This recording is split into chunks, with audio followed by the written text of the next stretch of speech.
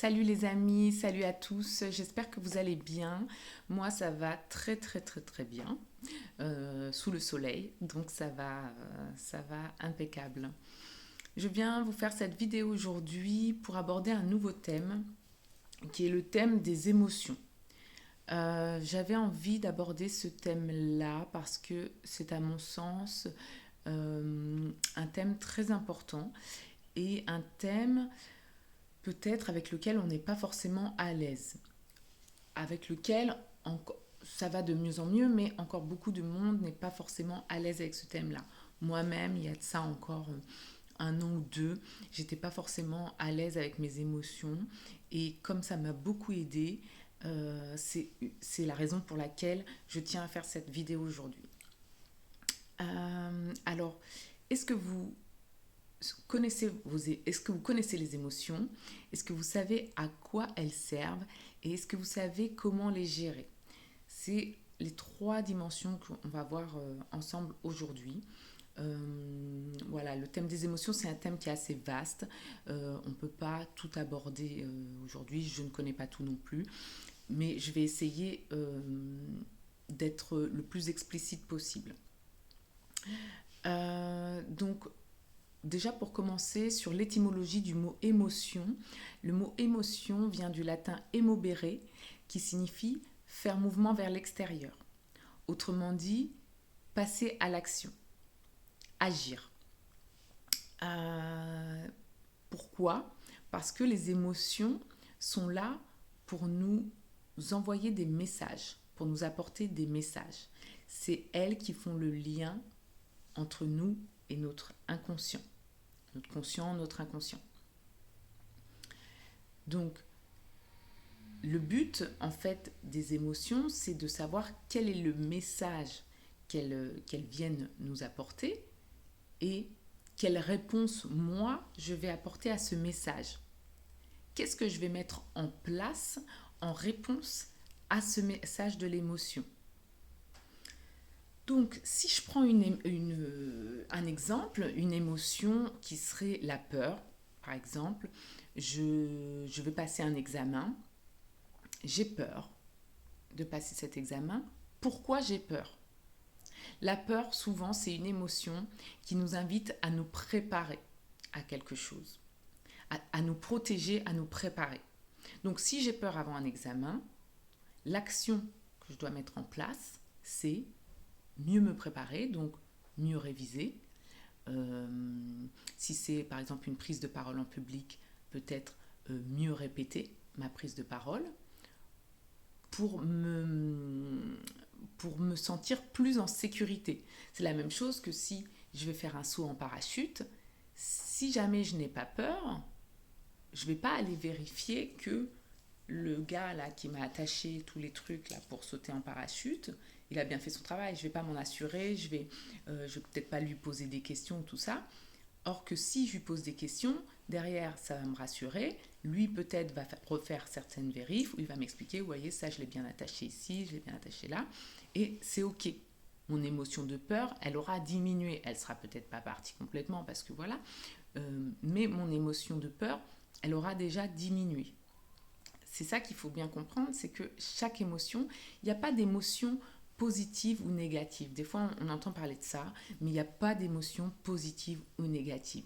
Il y a des, il y a des, il y a des émotions agréables ou désagréables, mais quoi qu'il en soit, elles nous servent à quelque chose. Elles ne sont pas là pour rien. Si on essaie d'ignorer nos émotions ou de les éviter, tôt ou tard, elles vont revenir sous une autre forme. Pardon. Elles vont revenir sous une autre forme.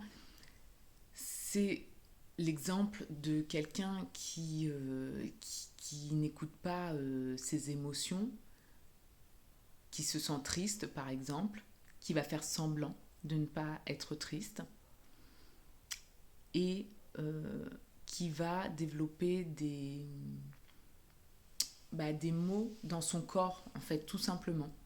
L'émotion, Elle va d'abord survenir par on appelle ça des réactions neurovégétatives. Donc, par exemple, on va pâlir, on va rougir, le cœur qui s'accélère, des choses comme ça.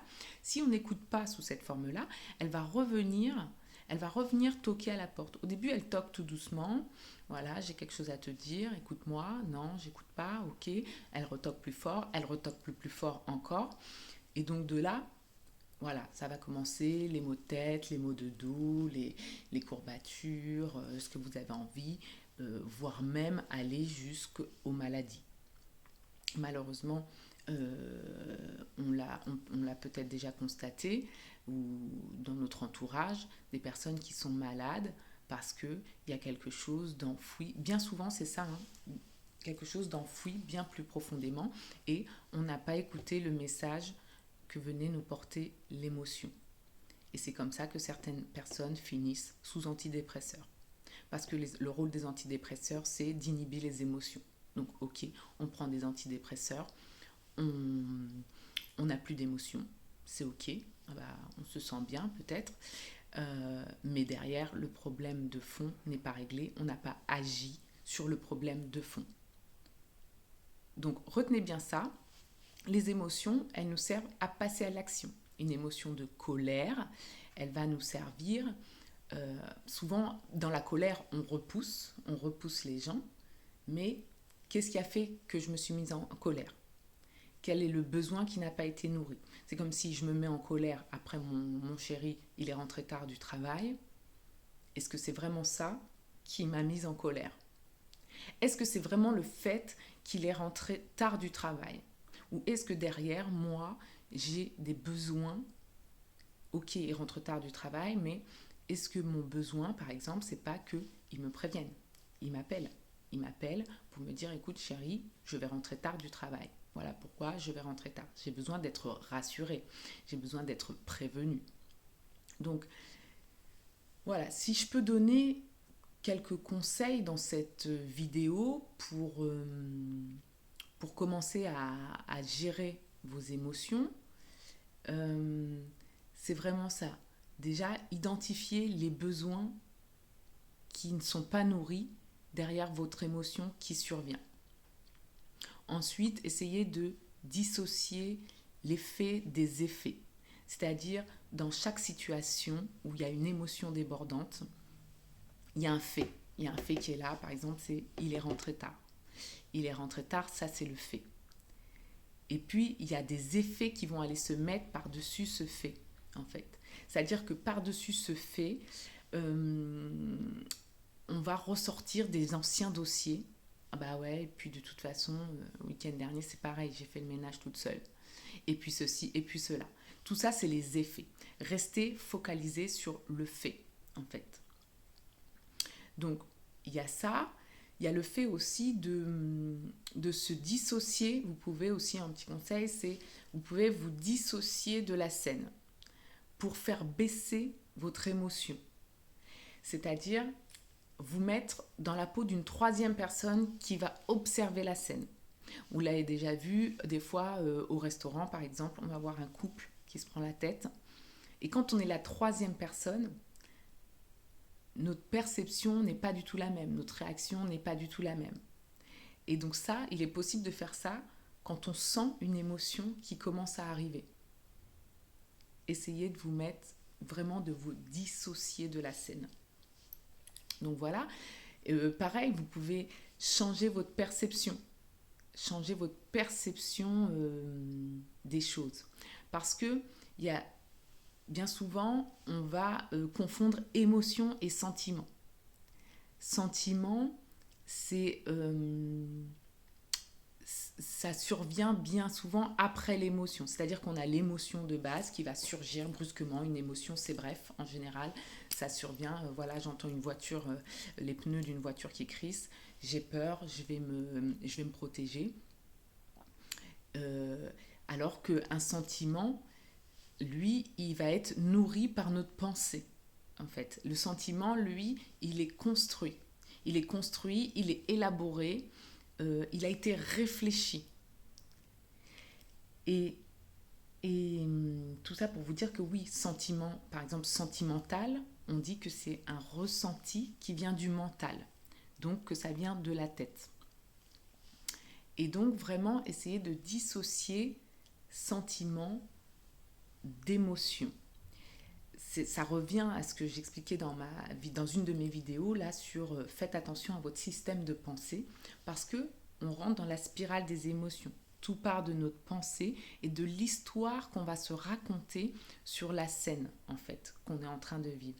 Par exemple, si je reprends la scène de mon chéri qui est rentré tard du travail, donc ça c'est le fait, l'émotion, donc j'étais en colère, mais derrière, si je me fais une histoire de il est rentré tard parce que il est resté boire un verre avec sa collègue de travail, ils étaient tous les deux en train de rire, en train de se faire des jeux deuil, enfin je ne sais pas si on dit ça comme ça, mais voilà, en gros il y avait une histoire de séduction dans tout ça, et puis du coup vu que sa collègue était en panne de voiture, il a ramené sa collègue jusqu'à chez elle, donc il était assis à côté, etc. etc. Du coup, l'histoire que je me raconte va faire naître en moi un sentiment de jalousie. Et donc là, on est dans le sentiment. Donc, c'est pour ça que faites toujours attention à ce qui se passe dans votre tête. Soyez attentif à ça, vraiment, soyez attentif. Ça va vous aider à, à mieux percevoir les choses et ça va vous aider aussi dans la gestion des émotions. Donc voilà. Et en conseil aussi pour la gestion des émotions, la respiration, très important. Vous pouvez, en fait, dès que vous sentez une émotion arriver, vous pouvez déjà commencer par prendre une grande inspiration et vous expirer. Et là, déjà, ça va apporter de l'oxygène à votre cerveau et de la conscience, en fait. Vous allez revenir un peu plus à la conscience des choses. Donc voilà mes conseils pour commencer à identifier les émotions, à les gérer. Et surtout, posez-vous toujours la question, quel est le message que cette émotion vient me porter? Et moi, le message que je veux vous porter dans cette vidéo aussi, c'est faites de vos émotions vos amis et vos alliés. En aucun cas, elles sont là pour vous faire du mal. Bien au contraire. Des fois, on peut ressentir en fait des émotions désagréables et on se dit ah non, c'est pas bien, ça me fait mal, etc., etc. Alors que c'est tout le contraire, en fait. Elles sont là pour votre bien. Et vraiment, on dit ne tuez pas. Il y a une expression qui dit ne tuez pas le messager.